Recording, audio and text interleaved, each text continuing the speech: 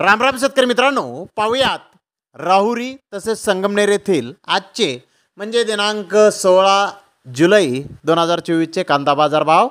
चला तर मित्रांनो, जाणून घेऊयात राहुरी तसेच संगमनेर येथे आज कांदा भावाची आवकेची परिस्थिती नेमकी कशी होती. सुरुवात करूयात राहुरी येथून. राहुरी येथे आज 37,521 कांदा गोण्यांची आवक आली होती. एक नंबर प्रतीचे कांदे 2,405 रुपयापासून 3,000 रुपये क्विंटलपर्यंत आज राहुरी येथे विकले आहेत. तर नंबर 2 प्रतीचे कांदे 1,505 रुपयापासून 2,400 रुपये क्विंटलपर्यंत विकले आहेत. नंबर 3 प्रतीचे कांदे 200 ते 1,500 रुपये क्विंटलपर्यंत विकले.